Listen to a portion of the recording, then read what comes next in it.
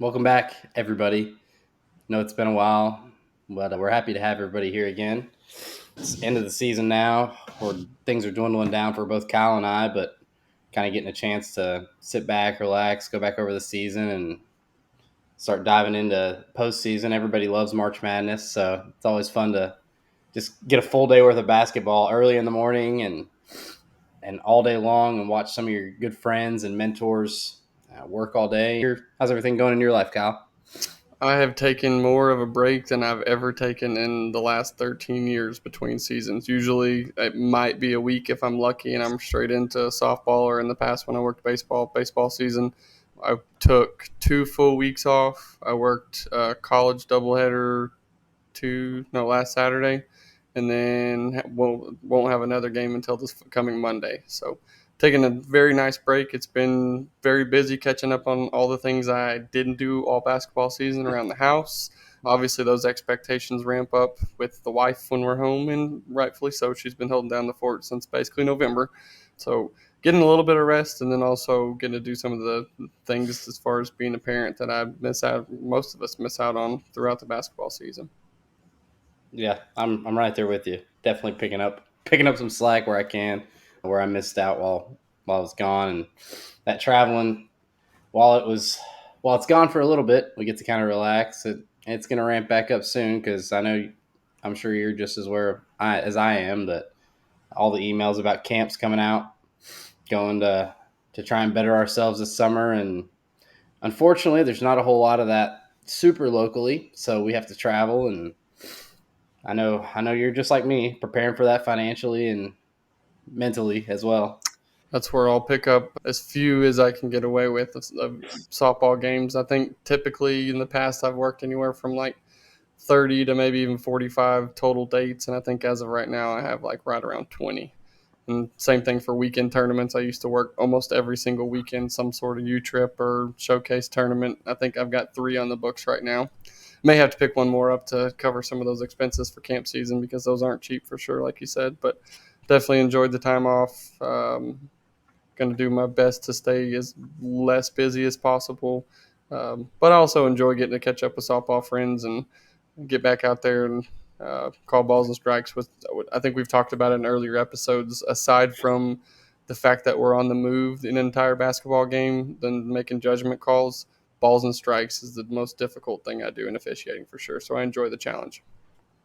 Well, at least you get to kind of work your mind a different way for, like you said, not as many dates this year, but just kind of a different way. You can look at things a different way, I'm sure. And in baseball and softball umpiring, I'd be honest, I wouldn't be able to tell you where to start. I know what a strike. I kind of know what a strike is. Kind of know what a ball is. I know you're supposed to hit it and run the bases. I'm kidding, And you but you got back into soccer this season as well, and I I would did. be in the exact same boat. I know you're not supposed to touch it with your hands unless you're the goalie, and I know what offsides is, and that's about it. Yeah, well, it's not as hard as you think, and soccer's good. It's growing in the United States, thankfully. So I'm excited to get back out there, and just like you said, I'm not taking dates like basketball. And basketball's crazy. It's hectic. There's a lot of cancellations with weather during that time of year, and schools playing on Monday, Tuesday. I mean, every day of the week, trying to fit in all Mhm. the non-conference. So it's pretty hectic, but honestly, I'm looking forward to this summer, planning things out and traveling a little bit, going to some new cities. And I think you and I are both going up north a few hours, Kansas City at some Mhm. point. And then I don't know where else you're going, where you're headed yet, but It's tough for me because of, and that's not different or absent for any other multi-sport official, but it's tough to balance all of the stuff in the summers because typically, as most of our fellow officials know, camps are in late May and mostly in June. And June is one of my 2 full months off from work as being a teacher. As of right now, I'm going to 2 camps. Our Division II camp in Kansas City, you mentioned. I'm going to go to one high school camp at OU in Norman for OSSAA, but my June is shot basically between that, a family vacation, and then when I get back from our D2 camp in Kansas City, I think I'm home for 2 days, and I'll head out for Denver for a softball trip for 2 weeks.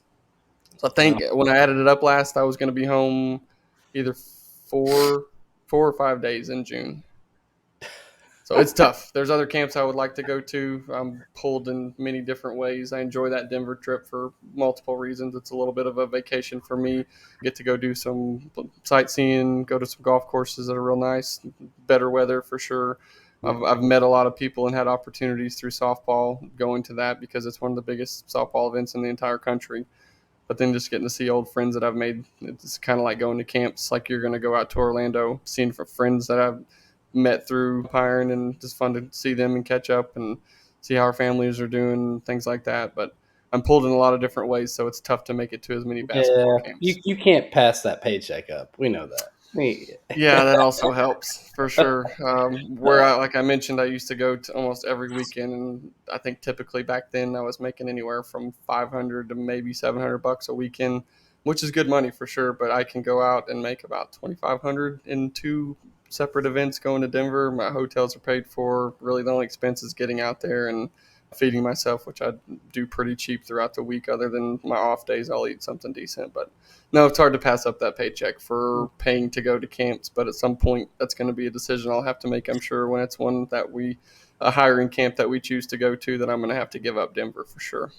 Yeah, hopefully it can all work out to where you can go to certain camps and still go make money too in between, where you don't have to give anything up. But For sure. I've done a lot you of know, finagling with my schedule even just for the two that I'm going to go to, that high school camp. I learned this after my season was over, that was one of the things kind of holding me back from moving on in high school playoffs and making a state tournament in Oklahoma. So hopefully, I'm already looking forward to camp season, but hopefully this year even more so, that they're more meaningful, just in the sense of I'm really excited to try to show people what I'm capable of and maybe what they've missed out a little bit on. yeah. Hey, I'm right there with you, and I'd say that too for anybody that isn't familiar with camps or hasn't went to camps or is just kind of curious about it. Just definitely take the step to go. Yeah, I know sometimes they can be somewhat expensive. They seem like you're spending a lot, but personally, I can say that you get back what you put into those, and it's well worth the financial investment. On top of that, you come out with more friends, you come out with experiences, you get to travel a little bit. Maybe you haven't seen parts of the world. You'll get to learn things that, when you're in one part of the country, certain people might do things a specific way. You go somewhere else, they might have a specific way of doing things. So you get to kind of learn from people that may not be in your general circle that you get to affiliate with all the time. And it's nice to just kind of get a different take on things sometimes.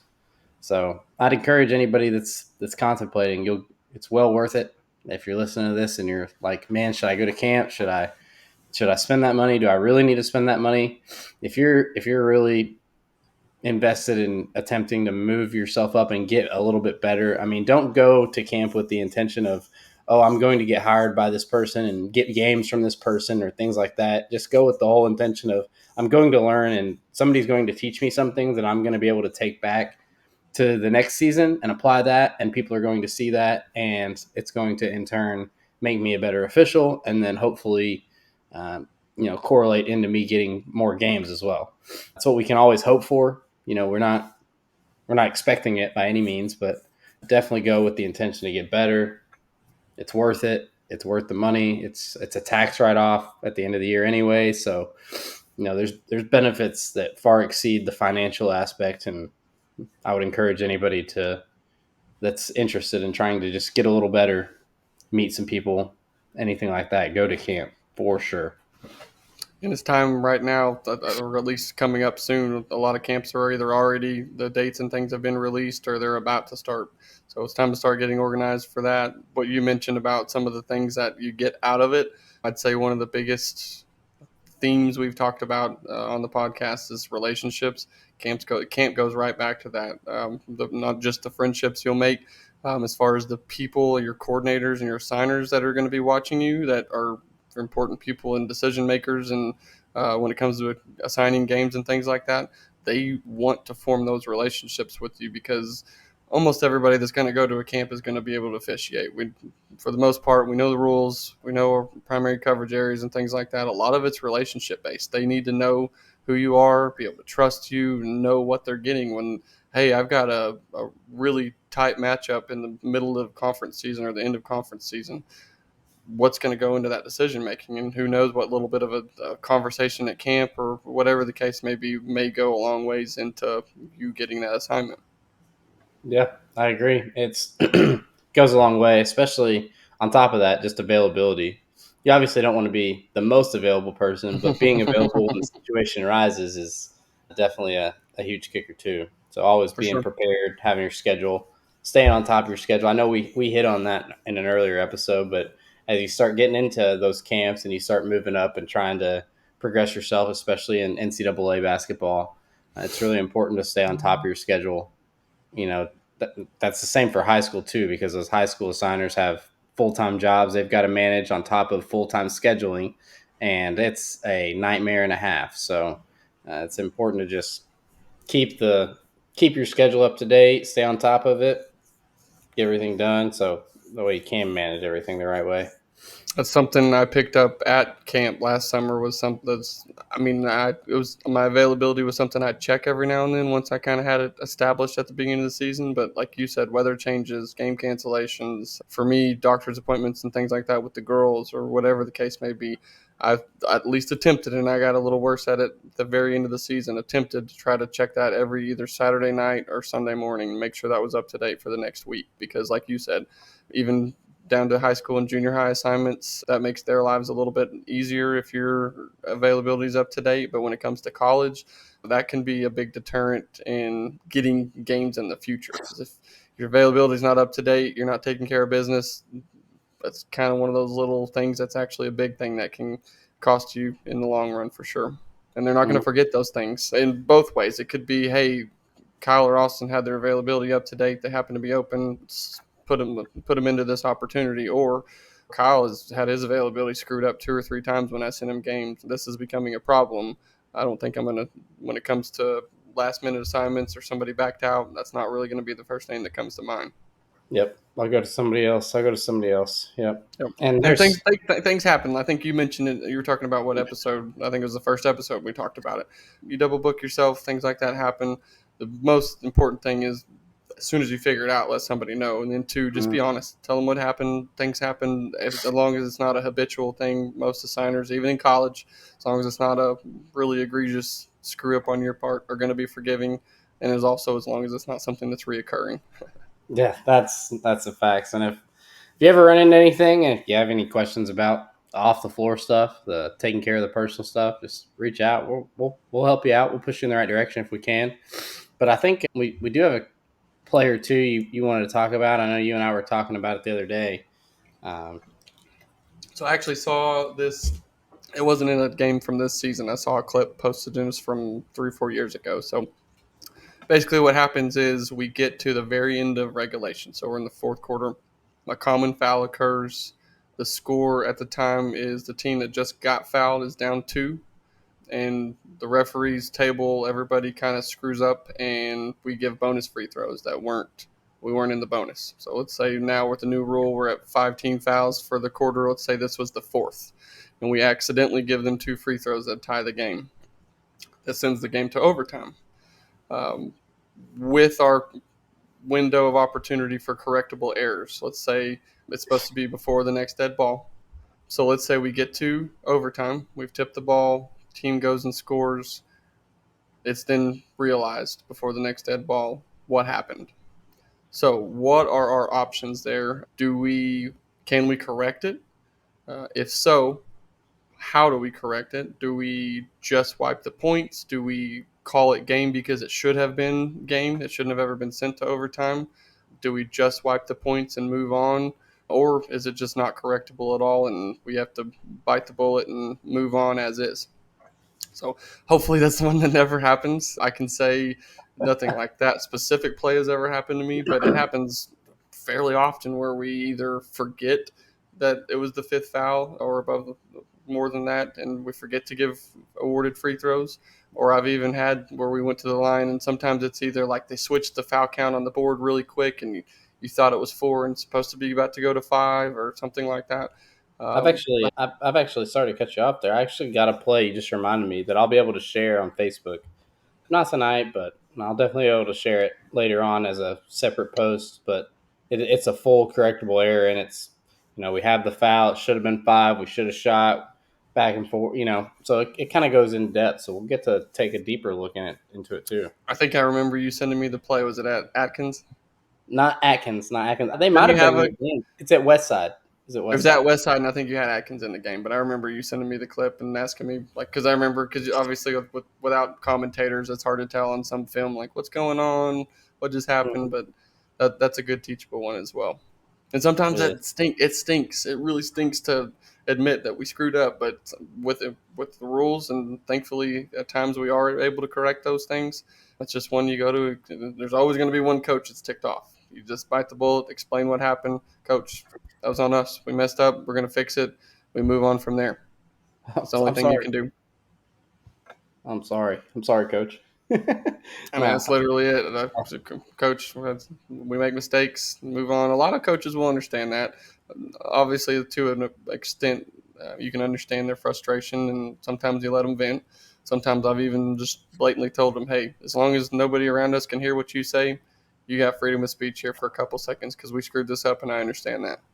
I actually had one this year, late in this, last game of the year, and a kid had got trapped in the corner, and it's late in the game, and I'm deep with him. I can't really see the head coach, but apparently he's screaming for a timeout.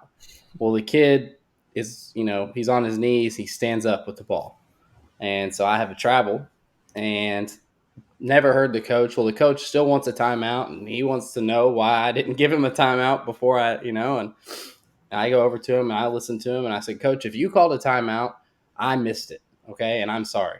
He goes, okay, thanks. And he turned around and went back to his huddle. That was the Hmm. conversation was over. And I mean, there's nothing to be said there. I mean, I could argue that, you didn't. Okay. But that's semantics and it doesn't really matter. At the end of the day, it's okay. I may have missed that coach and I really am sorry if that happened. But I think that's one I've added to the tool belt this last year, specifically more so than ever. Just blatantly apologize, Coach. If we may not have screwed it up because I don't. Most of the time, I have no clue what they're talking about. It was either not my play to be had, and I had no eyes on it whatsoever, or I just have no clue what you're talking about. But that goes a long ways. Like, Coach, if we screwed it up or we missed it, whatever, I apologize. There was no intent behind it. We'll try to be better about that similar play next time. Most of the time, they just accept it, like you said, and move on. yeah, and talking about screwing it up, and I I don't want to say necessarily screwing it up, but I see this play specifically one that we're going to look at here in just a minute. A step through play that is, I wouldn't say missed, but maybe sometimes it's misconceived as a travel. A lot of time by fans, officials, coach. I mean, there's the whole nine yards. I've even heard commentators on TV scream that this is a travel, and it's really just one of those moves where player gets the ball, they've got a pivot foot already established, and then they step through, and that pivot foot comes off the ground, and then they shoot it, for instance. And as soon as that pivot gets picked up, a lot of the times we'll see a travel called, or a coach will want to travel because it may look awkward, and we can't go off looking awkward to rule on a violation or a foul, anything like that. And I think we see a lot of the time that specific play. And if you'll give me a second, Kyle, I'm going to pull one up here, and I think it's your clip actually. It is, and this is one that not this play, thankfully, but this type of play is one that for me we've talked about in previous episodes that when we screw one up, we don't forget it. Thankfully, it was a mid-season tournament. It wasn't this the biggest deal in the world, but I did call this a travel. It was probably my first or second year working 5A 6A in Tulsa. It was a tournament at Bigsby, and I called a travel under a minute in like a 1 or 2 point game against a team that was down. Same move you're just about to see. She went up and under, made a layup, missed it, or made the layup, and I missed the call, obviously. Well, got an angry coach. She handled it as she should. She got on me, then let it go. But one of their assistants that I had gotten to know fairly well and still know very well comes in, and I have two very veteran partners, one of them being my mentor up in Tulsa. And he allowed him in knowing what was going to go on. Something that typically doesn't happen and wouldn't be allowed, but he let the assistant coach come into our dressing room as we're about to start getting undressed and kind of talking over plays and stuff. And he just asked me, "Hey, why'd you call that a travel?" And I explained what I had, and well, obviously how I was wrong, but why I thought it was a travel, and then they explained to me why it wasn't, and that's the one I will never forget.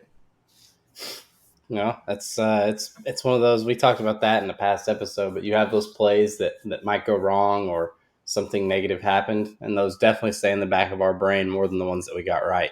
So that Hmm. way, when they do come up, we won't miss them. But I'm gonna go ahead and run this playthrough. We'll do it with audio, I guess. I think it's there's sound in here, so we'll run it through one time. Maybe they have announcers at CBC as well. All right, that's true.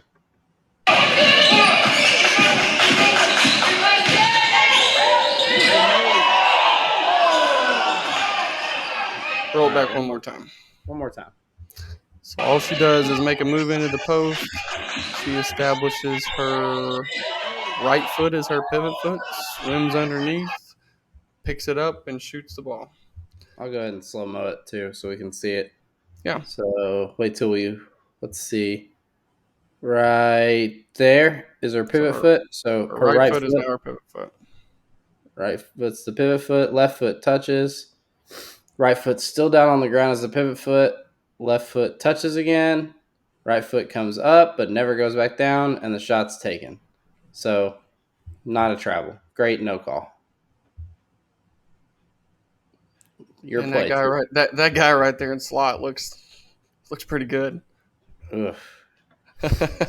Needs a haircut though. No, I need a haircut right now. Both But, need a but, shave but too. before we move on about this play, though, a big misconception and something we hear a lot about when it comes to traveling. The NBA rule completely different from what we do in high school and college. But I hear a lot of people say you get 2 or you get 3 steps. Austin, you want to break down exactly the rule book definition? You don't have to give it word for word, but how we actually officiate traveling. Yeah, what we're looking for is the pivot and whether the pivot comes up and comes back to the floor. So once you've established a pivot, if that pivot foot comes up and comes off the floor, you have to either shoot or pass the ball. If you bring the Before pivot before your foot comes back to the ground. exactly. So in this situation, she's got her right foot. She steps through with her left foot, and the right foot comes up. Had the right foot come back down, it would have been a travel. But because a shot is taken, we're good to go. Completely legal. I really love this play, honestly. I've seen it a bunch, and like you said, I've unfortunately seen it called as well. And I admitted I've done it before as well. Thankfully, I haven't called one since, but it's simply just not a travel. Same thing, she can also kick it out to the corner to one of her teammates and pass if she wants to, just so long as she shoots or passes before that pivot foot touches down. The only other thing that goes into that as well is establishing which foot is the pivot foot. What decides that or determines that is when we determine the dribble to have ended. So sometimes that can be one where you're kind of splitting hairs. Did the dribble end right there with her left foot as her pivot?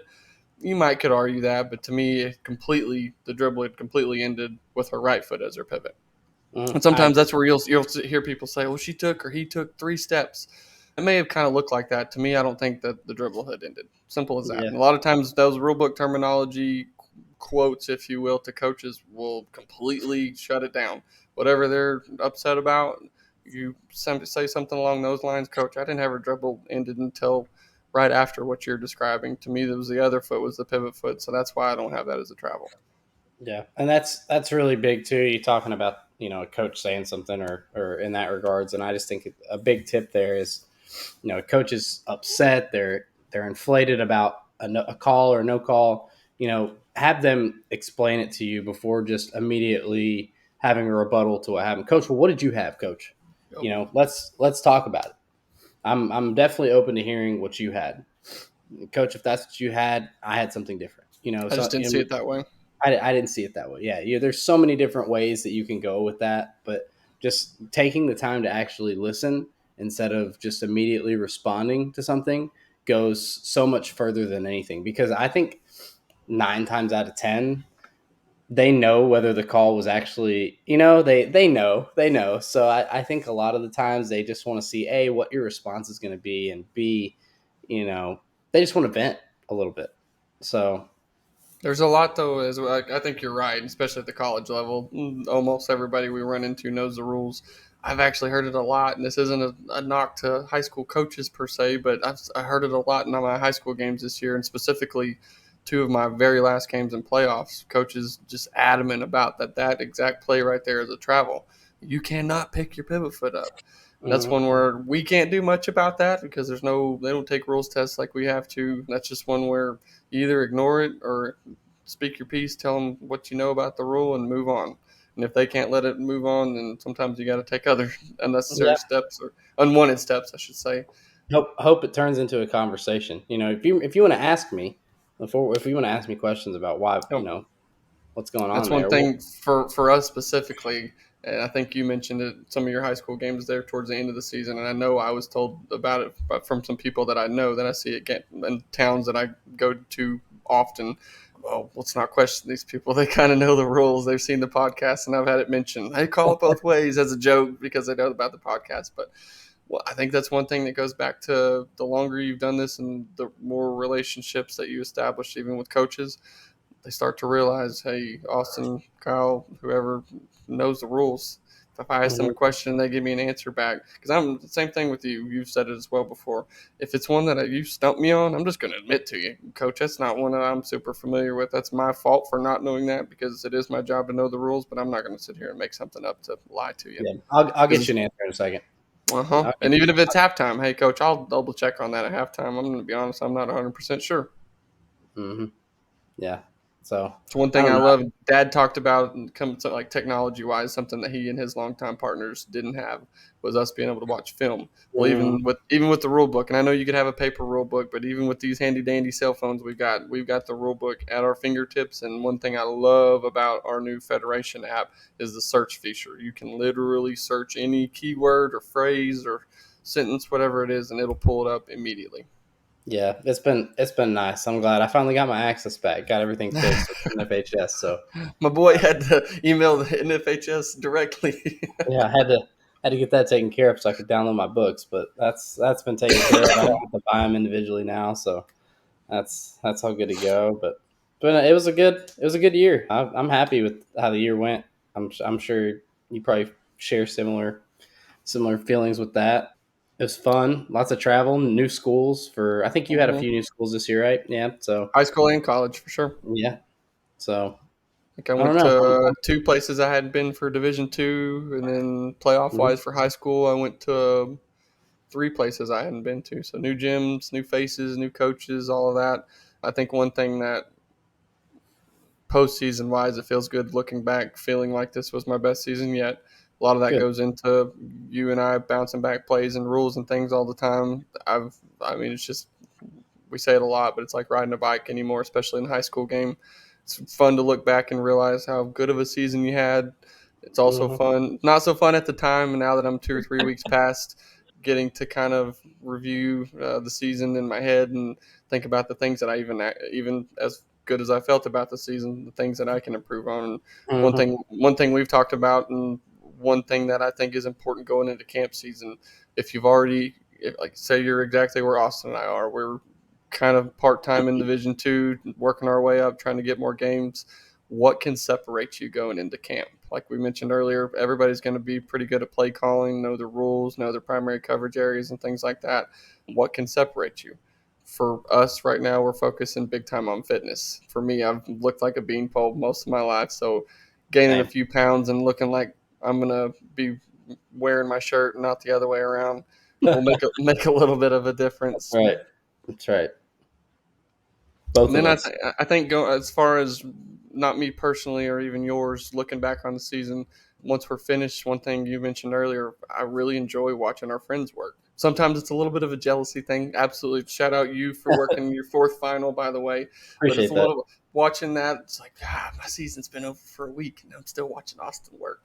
But it's really, really like genuinely fun to watch and support our friends. Gotten to watch Owen work the NCAA tournament. Watched some of our women's officiating friends, LT, Todd Mhm. Dayloff, Jeff Falconer, all Yep. working the JUCO national championship tournament in Joplin.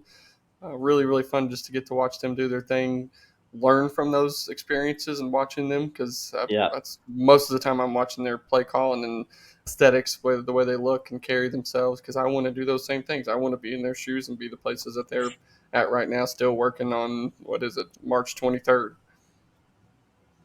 Yeah, I don't know. I think I look more forward to March Madness just so I can watch so many different people Hmm. work, like you're talking about, like having this game on here, like one game on my computer, one game on my phone, and then the multicast going on TV or something. It's just Yep. great to be able to tune in. And I'm like you, can't watch the game anymore. You're watching mentors or other officials that you may have never seen before, just kind of picking something up. You might find something new in that one game you watch. So Yep. And it's I'm a, looking.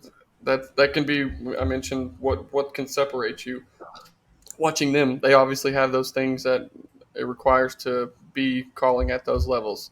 Even for us right now, I would love to work a JUCO national championship. I know Oh, some people may look down on that. Oh, it's JUCO.